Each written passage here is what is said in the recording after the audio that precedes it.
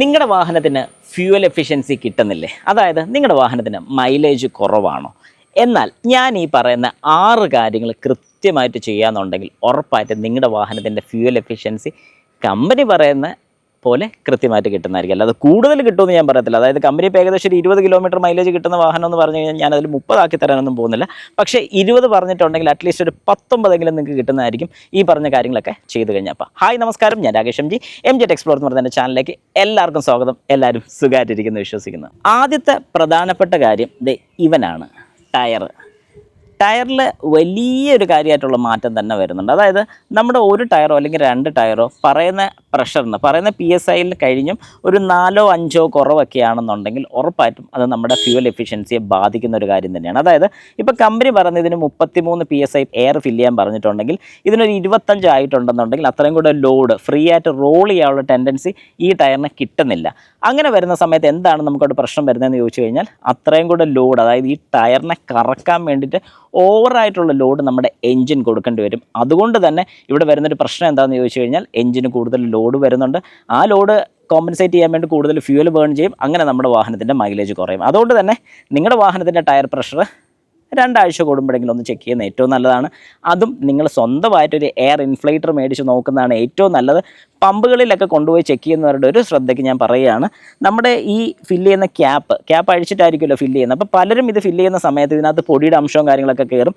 അതുകൊണ്ട് കുത്തിക്കയറ്റി നമ്മുടെ വാൽവിന് പ്രശ്നം വരുത്താതിരിക്കാൻ ശ്രമിക്കുക. അതുകൊണ്ട് കഴിവതും കുറച്ച് പൈസ മുടക്കിയാണെങ്കിൽ ഒരു എയർ ഇൻഫ്ലേറ്റർ മേടിച്ച് വയ്ക്കുന്നത് ഏറ്റവും നല്ലതാണ്. രണ്ടാമത്തെ കാര്യം, നമ്മൾ വാഹനം സ്റ്റാർട്ട് ചെയ്ത് കഴിഞ്ഞാൽ അന്നേരം തന്നെ എടുത്തുകൊണ്ട് പോകുന്നൊരു ശീലം ഉണ്ടെങ്കിൽ അത് ഇപ്പം നിർത്തിക്കണം. അതായത് വാഹനം സ്റ്റാർട്ട് ചെയ്തിട്ട്, ഇത് കോൾഡ് കണ്ടീഷനിലെ കാര്യമാണ് പറയുന്നത്, രാവിലെ ആദ്യമായിട്ട് വാഹനം എടുക്കും അല്ലെങ്കിൽ വൈകിട്ട് ആദ്യമായിട്ട് വാഹനം എടുക്കുന്ന സമയത്ത് കുറേ മണിക്കൂർ ഓഫ് ചെയ്തിട്ടിരിക്കുന്ന ഒരവസ്ഥയിലാണെങ്കിൽ നമ്മൾ ആദ്യം വാഹനം എടുക്കുന്ന സമയത്ത് സ്റ്റാർട്ട് ചെയ്ത് മിനിമം ഒരു 30 സെക്കൻഡെങ്കിലും ഇട്ടതിന് ശേഷം മാത്രം വാഹനം എടുക്കുക. കാരണം നോർമൽ വർക്കിംഗ് ടെമ്പറേച്ചറിലോട്ടാകും.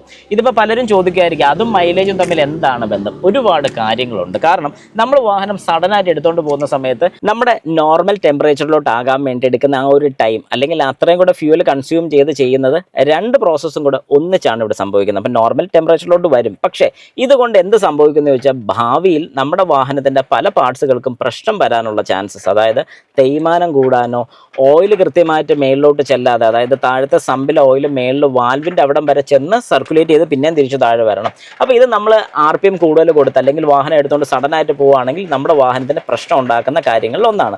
നല്ല കിടിലൻ മഴയാണ് കേട്ടോ.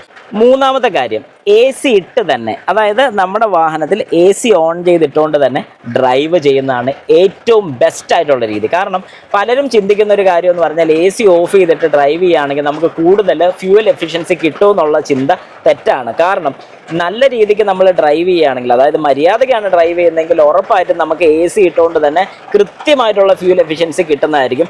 AC ഓഫ് ചെയ്ത് നമ്മൾ ഡ്രൈവ് ചെയ്യുന്ന സമയത്ത് നമുക്ക് മൈലേജ് എത്രയാണോ AC ഇട്ട് പോകുമ്പോൾ കിട്ടുന്ന അത്രയും തന്നെ മൈലേജ് നമുക്ക് കിട്ടത്തുള്ളൂ. അത് എന്തുകൊണ്ടാണെന്ന് പറഞ്ഞുതരാം. കാരണം AC ഓഫ് ആയിരിക്കുന്ന കണ്ടീഷനിൽ നമ്മൾ ഗ്ലാസ് തുറന്നിടുന്ന സമയത്ത് പുറത്തുനിന്നുള്ള കാറ്റ് വന്നിട്ട് നല്ല വിൻഡ് റെസിസ്റ്റൻസ്, അതായത് നമ്മുടെ ബാക്കിലത്തെ ഗ്ലാസ്, ഏറ്റവും ബാക്കിൽ വരുന്ന ആ ഒരു ഗ്ലാസ് ഒരിക്കലും നമ്മൾ തുറന്നിടുന്നില്ല. അപ്പോൾ അങ്ങോട്ട് പോകുന്ന സമയത്ത് ഈ വരുന്ന കാറ്റ് മുഴുവൻ നമ്മുടെ വാഹനത്തിനെ പുറകിലോട്ട് തള്ളാൻ വേണ്ടിയുള്ള ഒരു ഫോഴ്സാണ് അവിടെ ക്രിയേറ്റ് ചെയ്യുന്നത്. അപ്പോൾ അതുകൊണ്ട് തന്നെ എന്താണ് സംഭവിക്കുന്നത് ചോദിച്ചു കഴിഞ്ഞാൽ ആ ഒരു ഫോഴ്സ് വരുന്നുള്ളതുകൊണ്ട് തന്നെ നമുക്ക് വാഹനത്തിന് മുമ്പിലോട്ട് പോകാൻ വേണ്ടിയിട്ട് എടുക്കുന്ന ഫ്യൂവൽ കൺസപ്ഷൻ കൂടുതലായിരിക്കും. അതാണ് അതിൻ്റെ കാര്യം. ഇനി 4ാമത്തെ പോയിന്റ്, നമ്മുടെ വാഹനത്തിൻ്റെ സർവീസ് പ്രോപ്പർ ആയിരിക്കണം. അതായത് നമ്മൾ വാഹനം സർവീസിന് കൃത്യം ഇൻ്റർവെൽസിൽ കൊടുക്കേണ്ടതായിരിക്കും. അതായത് നമ്മുടെ വാഹനം 10,000 കിലോമീറ്ററിലാണ് ചെയ്യേണ്ടതെങ്കിൽ ഒരു 9,900 ഒക്കെ കഴിയുമ്പോഴത്തേക്കും കൃത്യമായിട്ട് സർവീസിന് കൊടുത്തോണം. സർവീസ് എന്ന് പറയുമ്പോഴത്തേക്ക് ഓയിൽ ചേഞ്ച് മാത്രമല്ല, എഞ്ചിൻ ഓയിലിൻ്റെ ചേഞ്ച്, ഓയിലിൻ്റെ ഫിൽറ്റർ, അതുപോലെ തന്നെ air filter, spark plug, fuel filter, ഇതിൻ്റെയൊക്കെ കാര്യങ്ങൾ കൃത്യമായിട്ട് നോക്കി അതിൻ്റെ കൃത്യസമയത്ത് തന്നെ റീപ്ലേസ് ചെയ്ത് വിട്ട് കഴിഞ്ഞാൽ നമ്മുടെ വാഹനത്തിന് ഒരു രീതിക്കുള്ള ഫ്യൂവൽ എഫിഷ്യൻസിയുടെ പ്രശ്നം വരുന്നതായിരിക്കും. ഇനി 5ാമത്തെ പോയിന്റ്, നമ്മുടെ വാഹനത്തിൻ്റെ ഫ്യൂവൽ എഫിഷ്യൻസി കിട്ടാൻ ഒരു പ്രധാന കാര്യങ്ങളിൽ ഒന്നാണ്, നമ്മളിപ്പോൾ ഒരു സെക്കൻഡ് ഗിയറിൽ പോവുകയാണ്, ഏകദേശം ഒരു 2000 RPM വരെയൊക്കെ നമുക്ക് മാക്സിമം മെയിൻറ്റെയിൻ ചെയ്ത് കഴിഞ്ഞാൽ വലിയ കുഴപ്പമില്ലാതെ തന്നെ ഫ്യൂവൽ എഫിഷ്യൻസി കിട്ടും. 2500 വരെ പോയാൽ ഒരു ഓക്കെ. അതിന് മേളിലോട്ട് പോയി കഴിഞ്ഞാൽ മൈലേജ് നോക്കണ്ട, അഥവാ ഫ്യൂവൽ എഫിഷ്യൻസി നോക്കണ്ട എന്ന് തന്നെ ഞാൻ ഉറപ്പിച്ച് പറയും.